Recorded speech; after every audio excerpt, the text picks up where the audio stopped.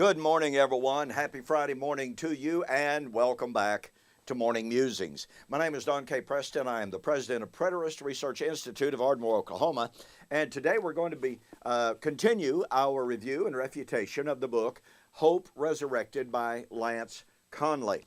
And we will look today at, again, last week we mentioned his doctrine of the election.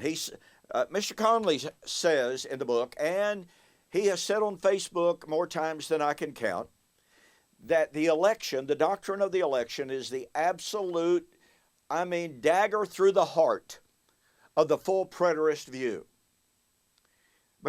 And here is his reasoning. Mr. Conley says that election ends at the day of the Lord, the second coming. Election ends at the end of the age. Therefore, if the Lord came, and if the end of the age came in AD 70, there is no more election. If there is no more election, there is no more salvation. Well, that sounds about that plausible, okay? But that argument is based upon an absolutely false foundation. In order to discuss that, I want to share with you a couple of really critical facts. Okay? Point number one.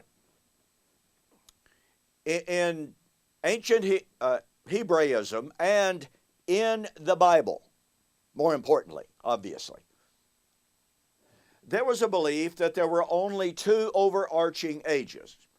Now, they could speak of this age, that age, whatever, but Emil Schurer, Martin W. Payne, N.T. Wright, on and on, scholars are agreed that in the Jewish mindset, there was a view of two overarching ages, what they called this age and the age to come.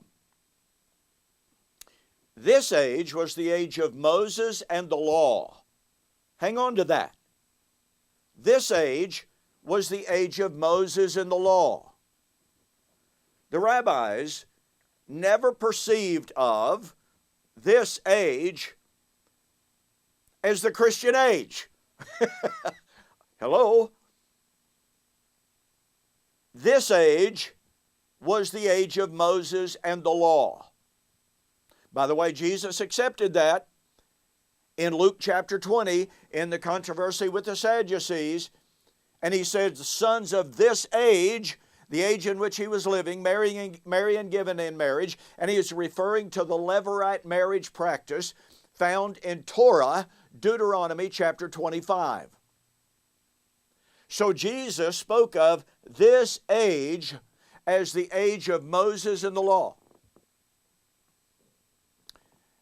The age to come was viewed as the age of Messiah and the new covenant. And here's where it gets real critical. And I could read quote after quote after quote from both the rabbis and the scholars, okay? But for time consideration, I'm not going to do that. But it can be easily and powerfully and irrefutably shown that the belief was this age, the age of Moses and the law, was supposed to end. Now, some Jews believed that Torah would continue forever. It would just be modified a little bit in the age to come, but it would still be there. Evidently, some of the Pharisees believed that. But as a more generic rule, as a more generic statement, it was believed that the age of Moses and the law was supposed to end. The age of Messiah would never end. Now, if one accepts that narrative, and it is absolutely true, if one accepts that narrative, please follow me here. The election would end at the end of the age. the only age that the Bible ever says would end was the age of Moses and the law. Therefore, election would end at the end of Moses and the law.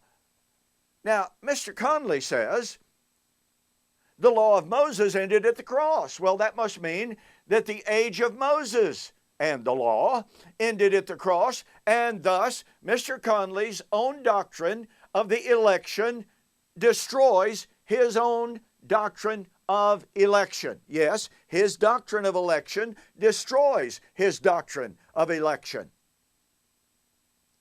If it is true that the age of Christ and the new covenant has no end, then it cannot be true that election ends at the end of the Christian age. Do you see how simple that is? Now, there are many passages that a person could look at. In Isaiah chapter 9, 6 and following, "Unto us a child is born, for unto us a son is given, and the government will be upon his shoulder, and his name will be called Wonderful Counselor, Mighty God, the Everlasting Father, the Prince of Peace." Now watch this. New King James and the great majority of translations agree with this. "Of the increase of his government and of peace there will be no end." No end to the increase of Christ's government and peace. Now, just recently, Mr. Sam Frost, former preterist, tried to negate the power of this passage, saying, well, you know, increase there is a noun. It's not a verb indicating continuing action of increase. It's a noun. He went to great lengths to try to negate the force of this text because Mr. Frost and Mr. Conley realize that if this passage affirms the unending nature of the growth of the kingdom of God, their futurism is dead. Pure and simple, it's dead. Now, I happen to be good friends with a Hebrew scholar, a man who's considered to be one of the greatest Hebrew scholars in the world, as a matter of fact. I sent that argument to him, the argument made by Mr. Frost. He sent me a rather lengthy response and basically said that claim really has no merit. No merit. And by the way, don't forget, you can go to BibleGateway.com, look up Isaiah chapter 9, verse 7, and look at every English translation of this verse, and you will find that by far, the translations support the rendering of the increase of his government. Pure and simple. And by the way, we will discuss this even more next week. But the argument is very simple.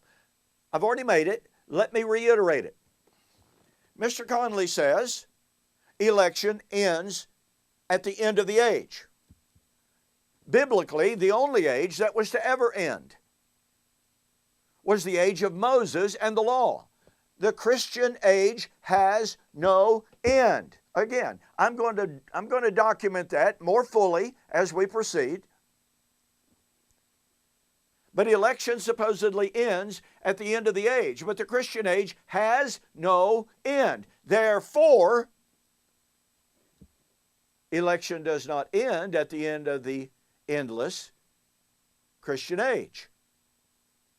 If election was to end, and the only age that was supposed to end was the age of Moses and the law, then that means election ended with the end of the age of Moses and the law. By the way, remember when Jesus predicted the destruction of Jerusalem and the temple, in Matthew 24 and verse 2, the disciples linked that to the end of the age.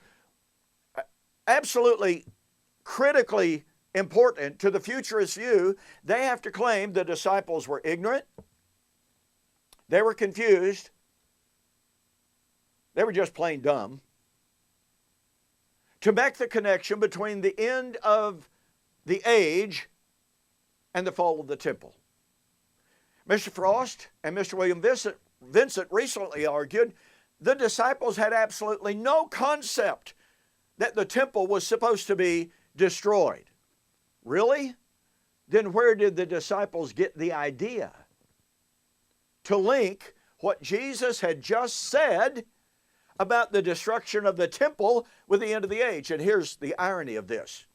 In March of last year, Mr. Frost made the claim that when Jesus predicted the fall of Jerusalem and the temple, I asked him, what age did they connect with that destruction?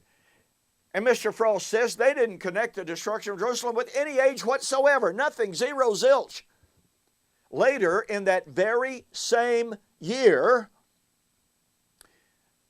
when I asked Mr. Frost the same question again, he said it was perfectly natural for the disciples to connect the end of the age with the destruction of Jerusalem. So on the one hand, Mr. Frost said, no, they didn't think of the end of any age. On the other hand, he said perfectly natural for them to connect the fall of Jerusalem with the end of the age. Of course, they were mistaken.